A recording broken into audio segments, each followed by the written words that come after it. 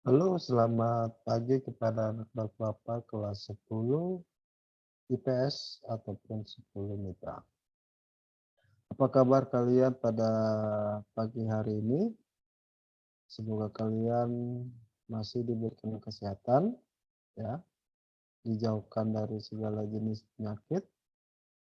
Puji syukur kita panjatkan kehadirat Tuhan Yang Maha Esa karena kita masih bisa bertemu di pembelajaran ekonomi pada pagi hari ini, ya. Terima kasih yang sudah hadir eh, dalam pertemuan kali ini. Oke, dalam pertemuan kali ini kita akan pelajari tentang subbab terakhir di bab kedua, ya. Berarti ini bagian akhir di bagian masalah ekonomi dalam sistem ekonomi. Oke, untuk lebih lanjut, lebih lengkapnya, silakan kalian simak. Oke, nah ini dia. Bentar.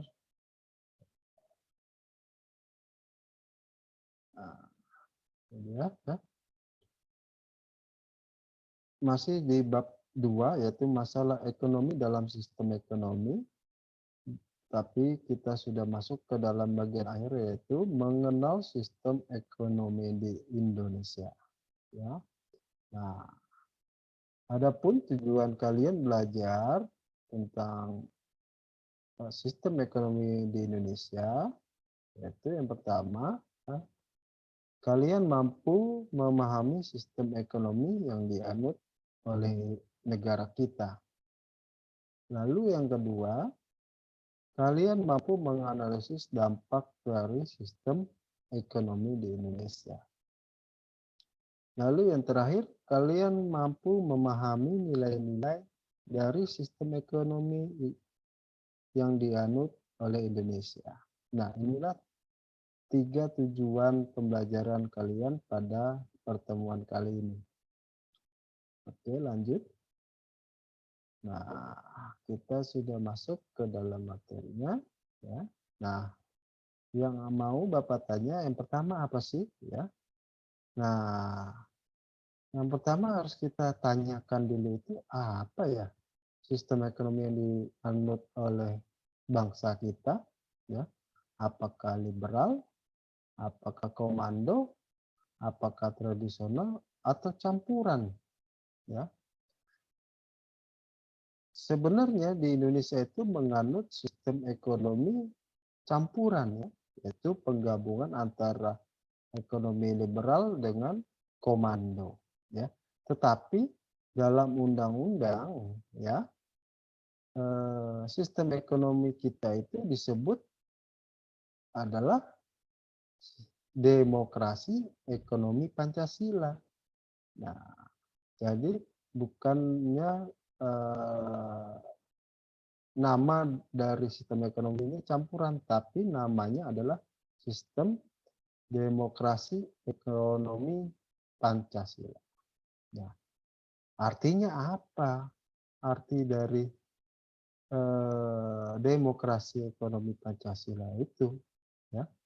Menurut Undang-Undang 1945 pasal 33 ayat 1 diterangkan di situ perekonomian disusun sebagai usaha bersama berdasar atas asas kekeluargaan.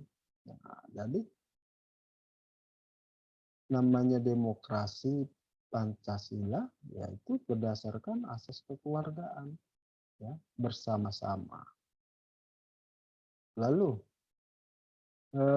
nah kita mengenal sistem ekonomi di Indonesia, ya. Berdasarkan undang-undang tadi, ya, pengertian dari demokrasi Pancasila maka bisa dimasukkan ke dalam subnya lagi, yaitu yang pertama, produksi diusahakan sebagai usaha bersama untuk mewujudkan keadilan dan kemakmuran, ya.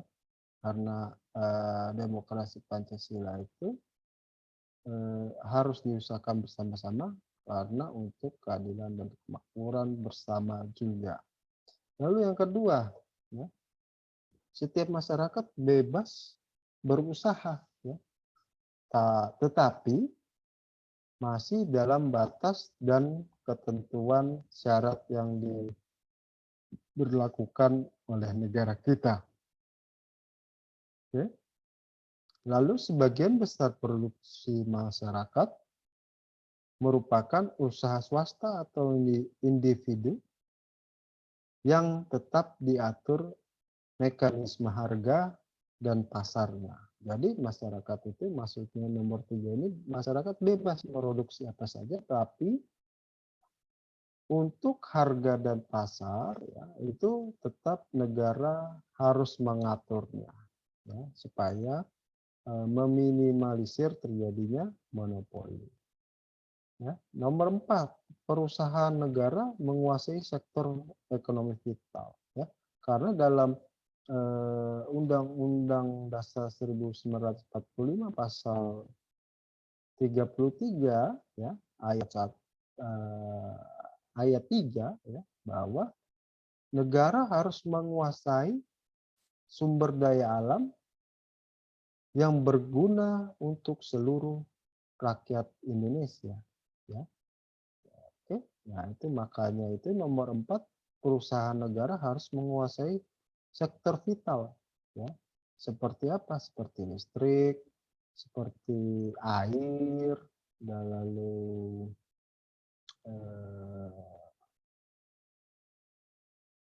minyak bumi ya.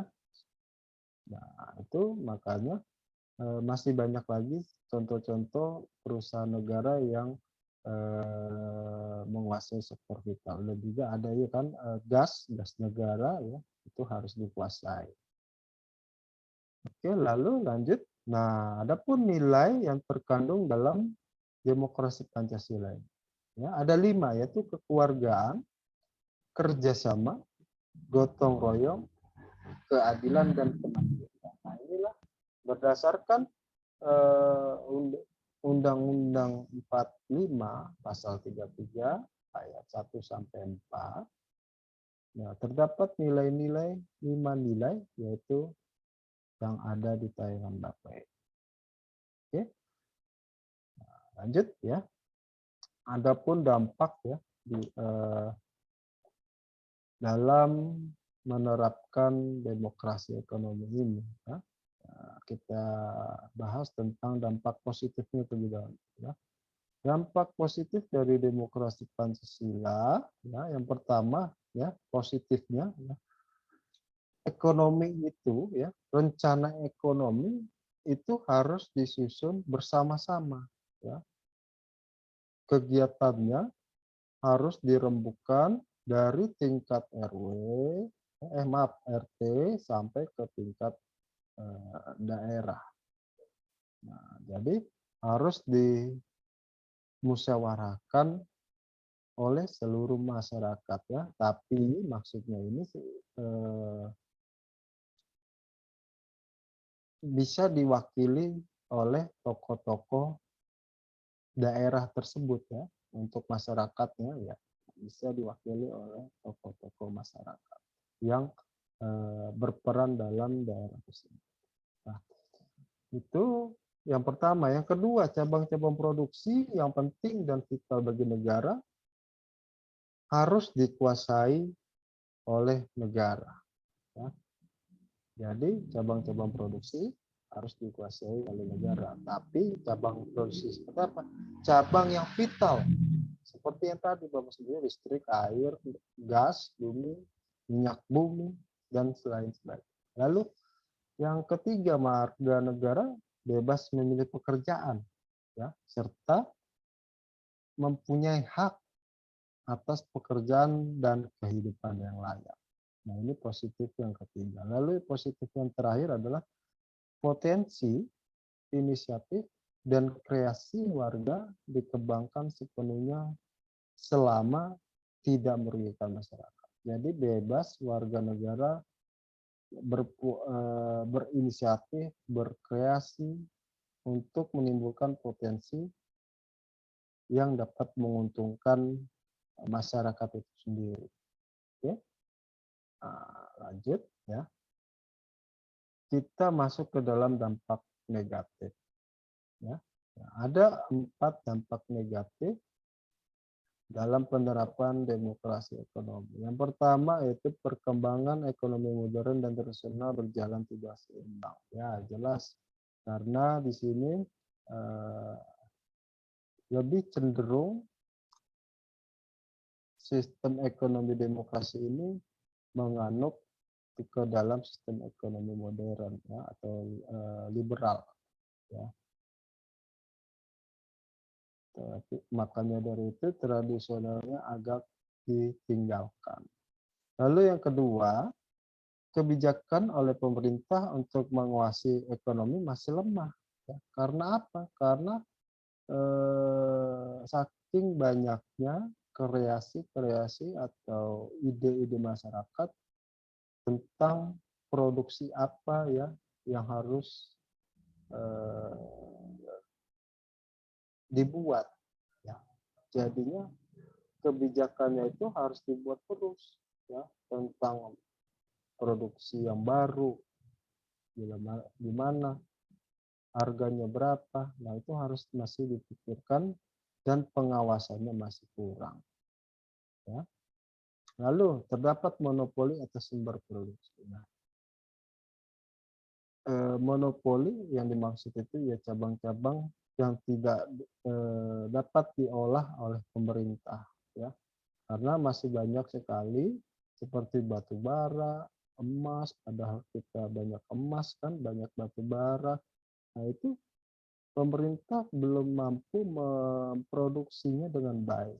Makanya itu kemungkinan besar untuk memonopoli suatu cabang produksi itu masih relatif banyak. Ya. Lalu yang terakhir yaitu munculnya korupsi dan kolusi dan nepotisme. Nah, ini masih banyak terjadi di dalam sistem ekonomi negara kita. Oke. Nah, itulah keempat dampak negatif dari demokrasi ekonomi Pancasila.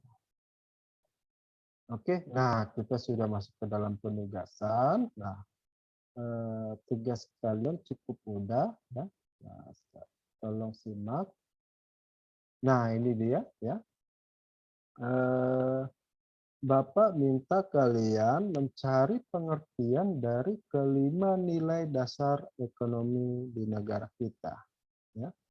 Bapak ingin kalian mencari pengertian nilai-nilai dasar ekonomi Indonesia. Ya, tolong kalian buat di buku tulis kalian. Ya. Nah, kalian tuliskan jawaban kalian atau tugas kalian di buku tulis, ya. Lalu fotokan dan diupload kembali ke Google Classroom. Ya, foto lagi, tulis di buku tulis, difotokan, lalu upload ke Google Classroom. Oke, itulah tugas Bapak pada pertemuan kali ini. Oke. Nah, itu saja materi yang Bapak sampaikan pada pertemuan kali ini. Jangan lupa untuk mengisi kehadiran kalian di link Google Classroom yang Bapak sediakan. Itu saja, semoga kalian mengerti. Sampai jumpa di pertemuan selanjutnya. Assalamualaikum, salam, selamat pagi semuanya. Sehat selalu.